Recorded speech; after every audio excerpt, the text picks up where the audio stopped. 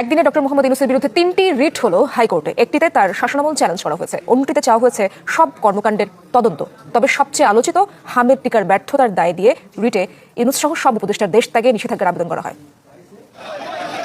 সাবেক প্রধান উপদেষ্টা ডক্টর মোহাম্মদ ইউনূস ক্ষমতা ছেড়েছেন প্রায় ৩ মাস, কিন্তু এরই মধ্যে তার শাসনামলের হামসহ সামগ্রিক বিষয় নিয়ে প্রশ্ন উঠেছে, যা নিয়ে একদিনে হাইকোর্টে রিট হলো ৩টি। একটি রিটে হামের টিকা নিয়ে ব্যর্থতার দায়ে ডক্টর ইউনূস সহ তার উপদেষ্টা পরিষদের বিরুদ্ধে তদন্ত চেয়ে রিট করেন এক আইনজীবী। সেই সাথে তাদের সকলের দেশ ত্যাগে নিষেধাজ্ঞাও দেওয়া হয়েছে। হাম বাম সেটা উনি বন্ধ করেছে শুধু প্রাইভেটের জন্য। একটা থ্রোলি ইনভেস্টিগেশন করতে হবে, যেটা আইনের ৩ ধারা, ইনকোয়ারি কমিশন অ্যাক্ট, এবং ইনকোয়ারি না হওয়া পর্যন্ত এই প্রত্যেকটা লোক ডক্টর ইউনূস থেকে আরম্ভ করে অ্যাডভাইজাররা যেন দেশ ত্যাগ করতে না পারে। এদিকে এই সরকারকে কিছু জিজ্ঞেস করলেই পেয়েছে গরিবের বাউস, কিছু হইলেই বলে অন্তর্বর্তীকালীন সরকারের দোষ। এই এক গান কতদিন যে কিছু হইলেই বলে অন্তর্বর্তীকালীন সরকারের দোষ। হঠাৎ করে বিএনপি কি ক্ষমতা ছেড়ে দেওয়ার কোনো সিগন্যাল পেয়েছে? যে সিগন্যালে বিএনপি ভীত সন্ত্রস্ত হয়ে পড়েছে এবং ভয়ে, প্রচন্ড ভয়, আতঙ্কে বিএনপির মধ্যে কিছু অবিশ্বাস্য আচরণ আমরা লক্ষ্য করছি, যার স্বাভাবিকভাবে হয় না। আপনাদের নাম ছিল জাতীয়তাবাদী দল, এখন মানুষ বলে চাঁদাবাজি দল। একজন চাঁদাবাজকেও আপনারা কবজায় আনেন নাই। জনগণ বিশ্বাস করতে বাধ্য হবে মাথা থেকে পায়ের পাতা সবাই চাঁদাবাজ। নাইলে কেন চাঁদাবাজি বন্ধ হচ্ছে না? সব জায়গায় কেন হিন্দুদের এইভাবে বাঁচানো যায় না দাদা ভাই? এইভাবে একদম টোটালি বাঁচা। শুভেন্দু অধিকারী মহাশয় ভুল করেছেন। নির্দিষ্ট সালে যেমন কুরবানির কথা চলছিল সেই কথা চালু করে। আমার ঋণ আছে 9 লাখ টাকা, ঋণের বোঝা শুভেন্দু অধিকারীকে নিতে হবে। কুরবানির নিয়ম বন্ধ করেছে, মানছি না, মানছি না। কুরবানির নিয়ম বন্ধ করেছে, মানছি না, মানছি না। নাহলে আমার স্বামী সুইসাইড করবে বলছে, সন্তান অনাথ হবে, কিভাবে চালাবো? আমি তো মেয়ে মানুষ, আমার কি বাইরে যাওয়ার ক্ষমতা আছে? আমি কি ইনকাম করবো?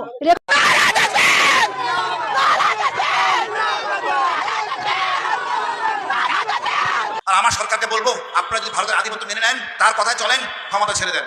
আপনি রক্তের উপর দিয়ে ক্ষমতা এসেছেন, আপনার শক্তি অনেক বেশি। আমি মনে করি মাথা উঁচু করে কথা বলবো, ভারতকে ভয় পাওয়ার কিছু নাই। ফেলানির মতো গত কয়েকদিনে যে 3 জন মারা গেছে, এর পুনরাবৃত্তি হলে ভারতের সীমান্তে সমস্যা হবে। আমরা চাই শান্তিপূর্ণভাবে বসবাস করতে।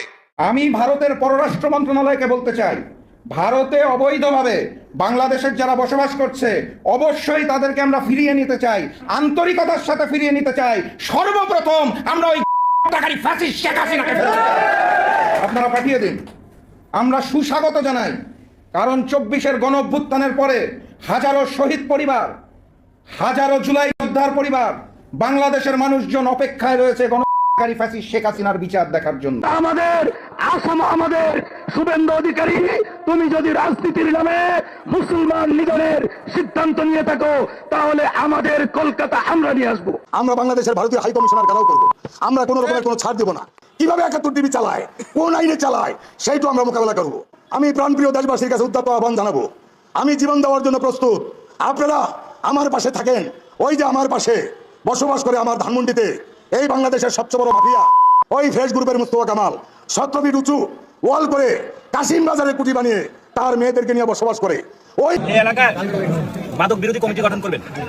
ভারত যদি মাদক পাঠানোর চেষ্টা করে, ওদের দৌড়ানো দিবেন। বাংলাদেশে কোনো মাদক ঢুকতে দেওয়া যাবে না।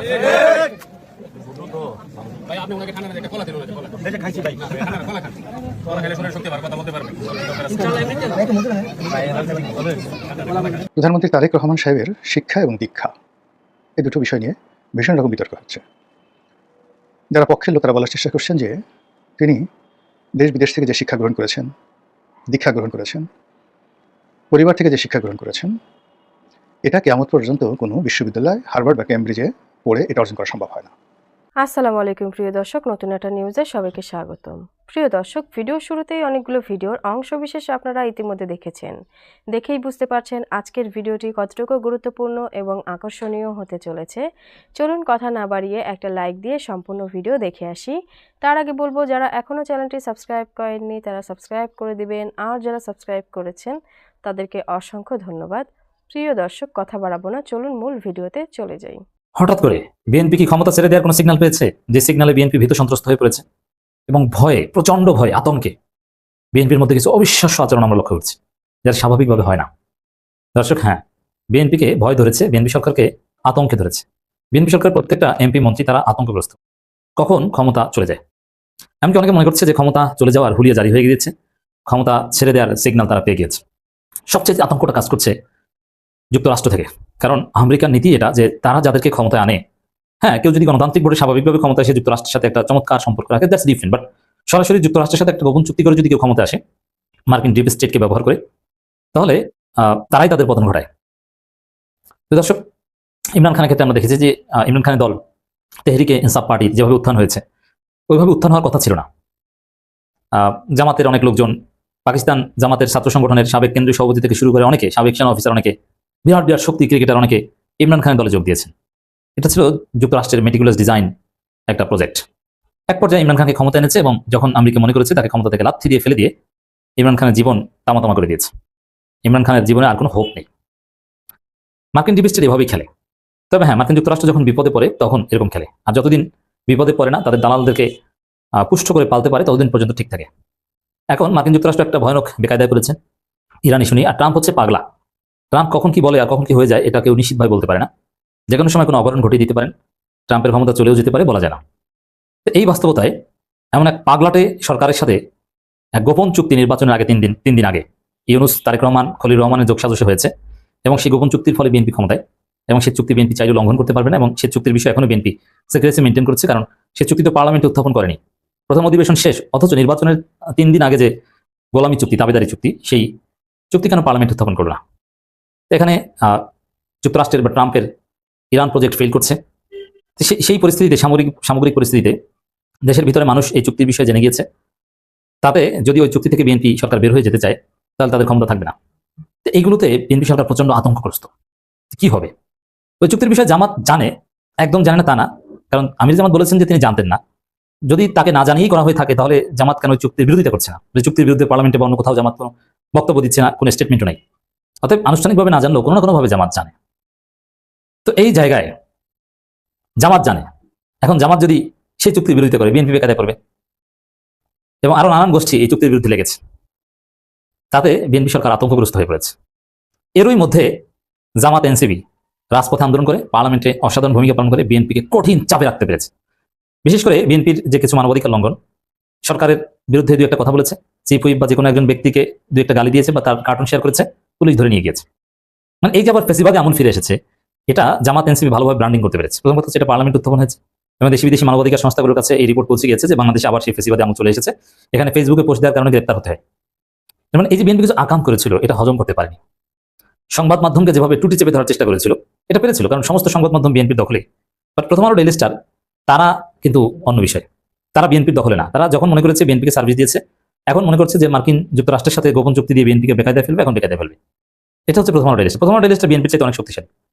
বিএনপি যেমন কালবেলা কিংবা বসুন্ধরা, সমস্ত পত্রিকা, এগুলো সরাসরি বিএনপি দখল করেছে, ডিবিসি, বাংলা ভিশন, সব বিএনপি দখল করেছে। বাট প্রথম আলো, ডেইলি স্টার দখল করার মতো কোনো সক্ষমতা বিএনপি কেন? বাংলাদেশের কারণে এটা ডিপ স্টেটের চাইতে শক্তিশালী। তাই প্রথম আলো, ডেইলি স্টার বিএনপিকে বেকায়দায় ফেলবে। চারদিক থেকে যখন এই মার্কিন যুক্তরাষ্ট্রের সাথে দাবিদারি চুক্তি নিয়ে একদিকে একটা আতঙ্ক, আবার বাংলাদেশের মধ্যে মানবাধিকার হরণ করে ফেসবুকে পোস্ট দেওয়ার কারণে গ্রেপ্তার করে আতঙ্কগ্রস্ত, সংবাদপত্রের স্বাধীনতার টুটি চেপে ধরেও বিএনপি পশ্চিমাদের কাছে ধোলাই খাওয়ার মতো একটা পরিস্থিতি। তো এই পরিস্থিতিতে আবার পার্লামেন্টে এবং রাজপথে আন্দোলন, পার্লামেন্টে জোরালো বক্তব্য, রাজপথে আন্দোলন, এই সব পরিস্থিতি বিএনপিকে এমন চাপে রেখেছে, বিএনপি ভয় পেয়েছে, এমন ভয় যে ক্ষমতা চলে যেতে পারে, এরকম একটা সিগন্যাল তার ফিল করছে। যার ফলে বিএনপি এখন ভান ধরেছে ভালো হয়ে যাওয়ার, যে না, আমরা দুধের ধোয়া ভালো। এখন সুন্দর সুন্দর কথা বলছে।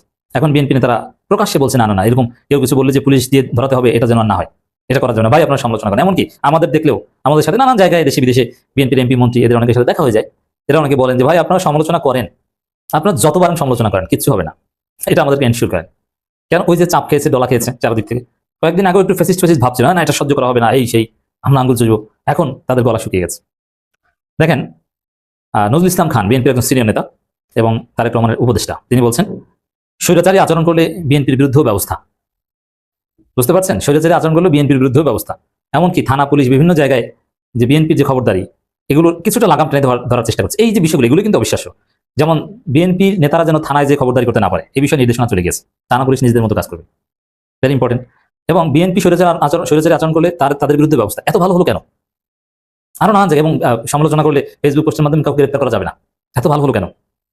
এগুলো কেন করতে হচ্ছে বলতে হচ্ছে। আসলে বিএনপি প্রচন্ড চাপের মধ্যে আছে, দেশি চাপ, বিদেশি চাপ, আরো নানান কিছু। এবং আরেকটা বিষয় আছে যে দেশের ভিতরে প্রশাসন তাদের মারাত্মক ক্ষমতা চর্চা করতে চায় রাজনীতির চাইতে বেশি। এবং প্রশাসন যেহেতু বিএনপি ক্ষমতা এনেছে, এই জন্য বিএনপি টুটি চেপে ধরে তারাও বিএনপির উপর সরি হচ্ছে। সব মিলিয়ে বিএনপির অবস্থা ভালো না। বিএনপির কাছে আসলে ক্ষমতা নেই। বিএনপি অনেকটা পুতুল। প্রধানমন্ত্রী তারেক রহমান সাহেবের শিক্ষা এবং দীক্ষা এই দুটো বিষয় নিয়ে ভীষণ রকম বিতর্ক হচ্ছে। যারা পক্ষের লোক তারা বলার চেষ্টা করছেন যে তিনি দেশ বিদেশ থেকে যে শিক্ষা গ্রহণ করেছেন, দীক্ষা গ্রহণ করেছেন, পরিবার থেকে যে শিক্ষা গ্রহণ করেছেন, এটা কিয়ামত পর্যন্ত কোনো বিশ্ববিদ্যালয় হার্ভার্ড বা ক্যামব্রিজে পড়ে এটা অর্জন করা সম্ভব হয় না। আর পক্ষে বলার চেষ্টা করছেন যে আরে বাবা, পরিবার থেকে তো অনেক কুলাঙ্গার জন্ম নেয়, আর পরিবার থেকে তিনি কি শিক্ষা গ্রহণ করেছেন?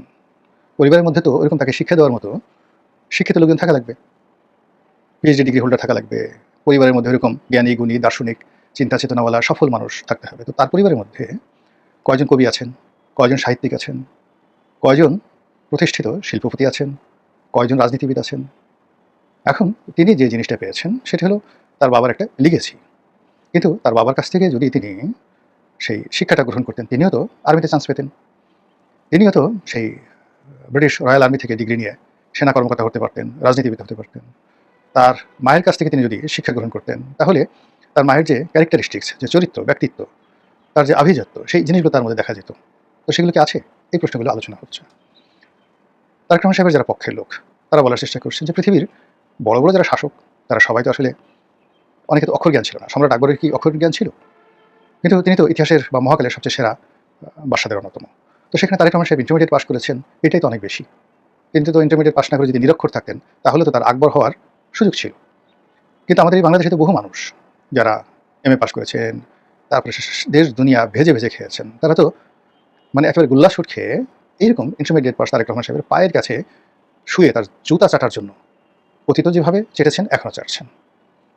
কত বড় বড় জেনারেল, কত বড় বড় মন্ত্রী, কত বড় বড় আমলা কামলা রাজনীতিবিদ কে না তারেক রহমান সাহেবের হাতে পায়ে না ধরেছে। তারেক রহমান সাহেব এতটা ভদ্র, এতটা নম্র তিনি তো আমরা জানি, কিন্তু তিনি কখনো সেই কথা কারো কাছে বলেননি। এটা তার একটা পারিবারিক শিক্ষা। কাজে এটাকে আপনি কীভাবে দেখেন? এই যে আওয়ামী লীগ সরকার এত চেষ্টা করলো, তারা কি তারেক রহমান সাহেবের বিরুদ্ধে এরকম কোনো দুর্নীতির সুনির্দিষ্ট প্রমাণ আনতে পেরেছে? এই যে এত খাম্বা, এত হাম্বা, এত কিছু করলো, আচ্ছা এই ব্যবসার সঙ্গে তারেক রহমানের কোনো মালিকানা আছে, কোনো কিছু আছে, কোনো কিছু তো তারা খুঁজে পায়নি। তো এখন এই ধরনের কথাবার্তা কেন বলে? পৃথিবীতে দুটো জিনিস গোপন রাখা যায় না। কারো যদি খুব টাকা থাকে এটা গোপন রাখা যায় না, আর কেউ যদি প্রেমে পড়ে এটা গোপন রাখা যায় না। তো এখন তারেক রহমান সাহেব তার যে টাকা আছে, তার প্যান্টের দিকে তাকায় দেখেন, জুতোর দিকে তাকিয়ে দেখেন, শার্টের দিকে তাকিয়ে দেখেন, এগুলো মানে একজন টাকাওয়ালা মানুষের এরকম চরিত্র থাকে না? তার স্ত্রীর পোশাক দেখেন, তার সন্তানদের পোশাক দেখেন, আর অন্যান্য যারা ধনী আমাদের দেশে, সেটা অবৈধভাবে হোক বৈধভাবে হোক টাকা আছে, তাদের পোশাক আশাক দেখেন, ছেলে মেয়েদের দিকে তাকায় দেখেন, ভাবসাবই আলাদা, সে অন্যরকম। তো সেটা নাই। এরকম একজন মানুষ রাষ্ট্র ক্ষমতায় এসছে, এটা তো আমাদের জন্য সৌভাগ্যের বিষয়। আর প্রতিপক্ষে যারা লোকজন আছে তারা বলেন আরে বাদ দাও এই সমস্ত জিনিস, ঘুঘু ঘুঘু ঘুঘু, তার এক দাঁতের বুদ্ধি, তার এক নখের পরিমাণ চালাকি এখনো তোমরা অর্জন করতে পারোনি। দিদার সে বড় বড় জিনিস, সে কাঁচামরিচ আর লবণ দিয়ে আম যেভাবে মাখিয়ে মাখিয়ে মানুষ খেয়ে ফেলে, জাম যেভাবে ঝাঁকিয়ে ঝাঁকিয়ে, তারপর সে জাম আমরা বলি জামের ঝামা, তারপর যখন টুস করে জাম খায়, ওভাবে তারেক রহমান সাহেব যত রকম জিনিস আছে তিনি খেয়ে হজম করে বড় বড় ঢেকুর তুলতেছেন, আর তোমরা বলতেছো সুবহানাল্লাহ সুবহানাল্লাহ সুবহানাল্লাহ। এই যে মানুষের যে আলোচনা বিতর্ক, এই যা কিছু হচ্ছে, এটা মূলত উনি ঢাকা বিশ্ববিদ্যালয়ে একটা অনুষ্ঠানে গেলেন এরপর থেকেই। আর এই সকল আলোচনা যে একেবারে ছিল না তা নয়, এই সকল আলোচনা ছিল একেবারে ক্ষীণ ক্ষীণ। মাঝে মধ্যে শেখ হাসিনা তার জমানাতে গালাগাল দিতেন, অনেকে যারা তারেক রহমান সাহেবের ঘনিষ্ঠজন তারা বিরক্ত হয়ে মাঝে মধ্যে দুই চারটা কথাবার্তা বলতেন ওই পর্যন্ত। কিন্তু ঢাকা বিশ্ববিদ্যালয়ের অনুষ্ঠানে যাওয়ার পর এই বট বাহিনী হোক আর ঠট বাহিনী হোক, ইন্টারনেট থেকে শুরু করে সব জায়গাতেই নানা রকম তর্ক বিতর্ক করছে এবং পক্ষে বিপক্ষে কথাবার্তা হচ্ছে। এগুলো বলতে গেলে রীতিমতো মহাভারত তৈরি হয়ে যাবে। এখন প্রশ্ন হলো যে আসলে কি প্রধানমন্ত্রী পদের জন্য খুব বেশি শিক্ষা এবং দীক্ষার দরকার আছে কিনা? আমি মনে করি যে না, দরকার নেই। প্রথম হলো যে তার ভিতরে একটা ন্যাচারাল লিডারশিপ কোয়ালিটি থাকতে হবে। লি কুয়ানের একটা ভাষণ আমি শুনছিলাম। লি কুয়ান মানে সিঙ্গাপুরের প্রতিষ্ঠাতা। আপনারা জানেন he was one of the greatest man in this century. এই শতাব্দীর সবচেয়ে সেরা এবং সফল একজন রাজনীতিবিদ। তো তিনি রাজনীতিবিদদের এক নম্বর চরিত্র বলেছেন যে ও জন্ম নেবে একজন নেতা হিসেবে। জন্মের পর থেকে সে তার ভালো খাবারটি, ভালো জিনিসটি বন্ধুবান্ধবকে দেবে, মানুষের সংস্পর্শ তার ভালো লাগবে এবং সবসময় সে জনগণের মধ্যে মিশে থাকার চেষ্টা করবে। এই অভ্যাস যদি তার থাকে, তার আর কোনো যোগ্যতা থাকার দরকার নেই, এর জন্য দরকার একটা হৃদয়। তো কাজী তারেক রহমান সাহেবের এই যোগ্যতা আছেন কিনা, তার একান্ত আপনজন, ময় মুরব্বী, পরিবারের যারা লোকজন আছেন তারা বলতে পারবেন যে জন্মের পরে তিনি তার বাড়ির লোকজন, তিনি তার পাড়া প্রতিবেশী, বন্ধুবান্ধব, আত্মীয় স্বজন, তাদের জন্য আসলে তিনি কী করেছেন। তার যখন কিছু ছিল না তখন তিনি কী করেছেন। বাবার পকেটের 100 টাকা নিয়ে এমনকি চুরি করে সে কি কোনো কল্যাণকর কাজ করেছেন, মানুষের উপকার করেছেন? তাহলে তার মধ্যে নেতৃত্বের গুণাবলী আছে। যদি এটা থাকে তাহলে তার আর কিচ্ছু দরকার নাই। আর যদি এটা না থাকে, কোনো অবস্থাতেই সে কিয়ামত পর্যন্ত চেষ্টা করলেও সে নেতা হতে পারবেন না, প্রধানমন্ত্রী হতে পারবেন না, শুধু পদটা আর চেয়ারটা ধরে রাখতে পারবেন। আর বাকি যত লোকজন আছে তালি বাজালো, যা কিছু করলো, কিন্তু দিন শেষে মোহাম্মদ বিন তুগলকের মতো তুগলকি কাণ্ড ঘটতে থাকবে। তো কাজেই তার যদি নেতৃত্বের গুণাবলী থাকে তাহলে তিনি পারবেন। তার আর কোনো এডুকেশন, বংশমর্যাদা কোনো কিছু দরকার নেই, এটা থাকলে হয়ে যায়। আমরা যেমন লিকনের বাপের নাম জিজ্ঞাসা করি না, তারপর জুলিয়াস সিজারের বাপের নাম কি আমরা জানি না, নেপোলিয়ন বোনাপার্টের বাবার নাম কখনো আমাদের জানার দরকার হয় না, আলেকজান্ডারের বাবার নাম আমরা জানি ইতিহাসের কারণে, কিন্তু আরও বড় বড় যে সকল মহান ব্যক্তি রয়েছেন, চে গুয়েভারের বাবার নাম আপনি জানেন, ফিদেল কাস্ট্রোর বাবার নাম জানেন, নেলসন ম্যান্ডেলার বাবার নাম জানেন, ইয়াসির আরাফাতের বাবার নাম জানেন, আমরা জানি না। এরকম মহাত্মা গান্ধীর বাবার নাম জানেন না, আবুল কালাম আজাদের বাবার নাম আমি জানি না, মাওলানা আবুল কালাম আজাদের বাবার নাম জানি না। তো যখনই কাউকে বাবার নাম বা মায়ের নাম দিয়ে অমুক ইবনে অমুক, ফলানা ইবনে ফলানা আরবিতে বলা হয়, অমুক ইবনে অমুক, তমুক ইবনে তমুক, ইট মিনস তার যোগ্যতা এক ধাপ নিচে নেমে গেল। তারেক রহমান সাহেবের ভিতরে একটা জিনিস আমার খুব ভালো লাগছে, যেটি শেখ হাসিনার মধ্যে ছিল না। তিনি প্রায় সব ক্ষেত্রেই তার পিতার পরিচয় বহন করতেন, শেখ পরিবারের সেই শেখ শব্দটি ব্যবহার করতেন, এবং এটা নিয়ে তার পরিবারের মধ্যে বিরোধ ছিল। তো সেই দিক থেকে তারেক রহমান সাহেবের এই পারিবারিক কোনো শেখ, সৈয়দ, মোগল, পাঠান এই শব্দগুলো নেই। দ্বিতীয়ত হলো যে কখনই তিনি আমি বেগম জিয়ার পুত্র বা জিয়াউর রহমান সাহেবের আমি পুত্র এই ধরনের আমিত্ব তার মধ্যে আমি দেখিনি। তৃতীয়ত তার শ্বশুরও ভালো পরিবারের সন্তান, তার দাদারও একটা পরিচয় আছে। তো আমরা যেমন আমি নিজেও দেখা গেল অনেক সময় কথা বলতে গিয়ে নিজের অজান্তে দাদার নাম, মামার নাম, খালুর নাম, এবং তারা হয়তো অনেকে দূর সম্পর্কের, একেবারে কাছে না, কোনো মতে একটু রক্তের সাথে আমার আত্মীয়তা আছে, ব্রিটিশ জমানাতে হয়তো একটা ভালো পদ পদবি ছিল, তো সেটা আমি বলি, সেটা আমি বলে ফেলি নিজের অজান্তে। আমি বহুবার চেষ্টা করেছি যে আমি কথাগুলো বলবো না, এর কারণ হলো যে সে ব্রিটিশ আমলে আমার কোনো আত্মীয় ছিল সেটা তো মানুষ জানেও না, আমি না আমার মুখে শুনে তারা হয়তো নাম জানতেছে, কিন্তু সবাই তো ধরেই নিচ্ছে যে গোলাম মোল্লা রনি একটা এই পজিশন আছে, পরিচিত একটা ব্যক্তি, আমার কি দরকার, কিন্তু মানে নিজের অজান্তে এই জিনিসগুলো বের হয়ে যায়। তো সেই দিক থেকে দেখেন আমার যে দুর্বলতা, সেই দুর্বলতা তারেক রহমান সাহেবের নেই। তারও হয়তো খুঁজলে তার শ্বশুরের নাম সে বলতে পারতো, তার চাচা শ্বশুরের নাম বলতে পারতো, তার সেই দাদার নাম তিনি বলতে পারতেন, আর অনেক কিছু, কিন্তু সেই জিনিসগুলো তিনি বলছেন না। It's a good sign. তো সব মিলিয়ে হয় কি, ভালো মন্দ মানে সে যে শেষের কবিতা আমরা যে দেখিবারে পাই, হ্যাঁ, তো ভালো মন্দ মিলায় সকলেই। এখন আমরা একজন নেতা পেয়েছি, একজন নেতা এসছেন, তিনি আমাদের সমাজে বেশ পরিচিত। তারপর তিনি তো এখন ৬২ বছর বয়স, যেদিন থেকে রাজনীতিতে আসছেন সেই তারও আগের থেকে, অর্থাৎ আমরা 87-88 সন থেকে তারেক রহমান সাহেবের নাম শুনে আসছি। 91 থেকে হালকাভাবে দেখেছি, 2001 সনে একেবারে পরিপূর্ণভাবে দেখেছি। ফলে তিনি যা আছেন তাই তো আছেন। তার লেখাপড়া যদি ইন্টারমিডিয়েট ধরেন, ইন্টারমিডিয়েট, যদি বলেন যে ম্যাট্রিক ফেল করছে তাও ম্যাট্রিক ফেল করছে, অসুবিধাটা কি?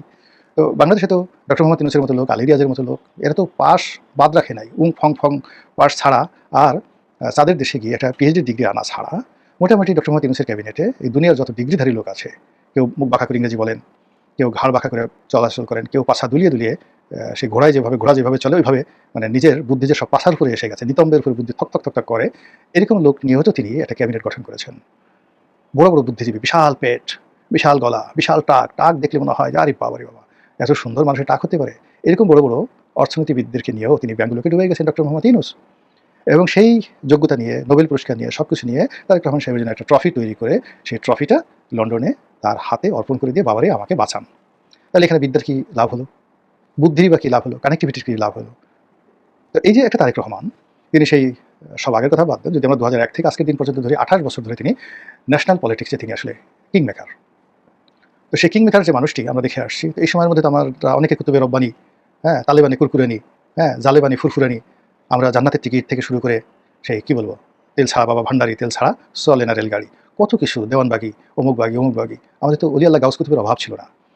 আমাদের তো মানে জ্ঞানী গুণী দার্শনিক পণ্ডিত ব্যক্তি প্রফেসরদের অভাব ছিল না, যারা অক্সফোর্ডে পড়ায়, ক্যামব্রিজে পড়ায়, এই সমস্ত লোক। তো এত কিছু থাকা সত্ত্বেও আমরা কেন বারবার বিএনপির কাছে মরতে গেলাম? কেন আমরা বারবার তারেক রহমান সাহেবের গাড়ির সামনে দৌড়াচ্ছি? গাড়ির নিচে পড়ার জন্য আমরা পাল্লা দিচ্ছি যে চাকা, গাড়ি আসো, আমাকে একটা চাপা দাও। আমি এটা চাপা দিলে আমার ঠ্যাং ভেঙে গেলে লোকজন বলবে যে না, বাঘের বাচ্চা আমাদের কাজ করেছো। তো এই কাজগুলো আমরা কেন করছি? ইট মিনস যে he has a magnetic power, he has a leadership quality, he has something which we don't have. আমাদের সেটা নেই, আর না থাকার কারণে আমরা ভিক্ষুকের মতো তার কাছে যাচ্ছি। আবার সোসা লোভীর মতো আমরা জিব্বা তার জন্য বের করে রাখছি। আবার আমাকে কেন ডাকে না, আমাকে কেন বলে না, এই জন্য অভিমান করে আমি যা মুখে তাই বলছি। আমি তার মতো প্রধানমন্ত্রী হতে পারছি না, তার মতো কাছাকাছি যেতে পারছি না, এই জন্য রাগে ক্রোধে আমার গাল ফেটে যাচ্ছে, এই জন্য রাগ বেটা তোর কার্ড, এই সমস্তভাবে গালাগালি করছি। আর আমার যত বট বাহিনী আছে, ইউটিউবার আছে, ফেসবুকার আছে, তাদেরকে বলে দিচ্ছি চালাও, গালি চালাও। আগে বলে না গুলি চালাও, গালি চালাও, ন্যাংটা করে দাও, উলঙ্গ করে দাও, বিনিময়ে টাকা নাও। তো এই অবস্থায় যে বিতর্ক চলছে, সেই বিতর্কে বিএনপি কি লজ্জিত, ক্ষুব্ধ নাকি গর্বিত, এটা বিএনপি লোকজন ভালো বলতে পারবেন। প্রিয় দর্শক, ভিডিওটি দেখে কি জানলেন বুঝলেন অবশ্যই আপনাদের মূল্যবান মতামত কমেন্ট বক্সে জানিয়ে দিবেন। পারলে ভিডিওটি শেয়ার করে সবাইকে দেখার সুযোগ করে দিবেন। ধন্যবাদ।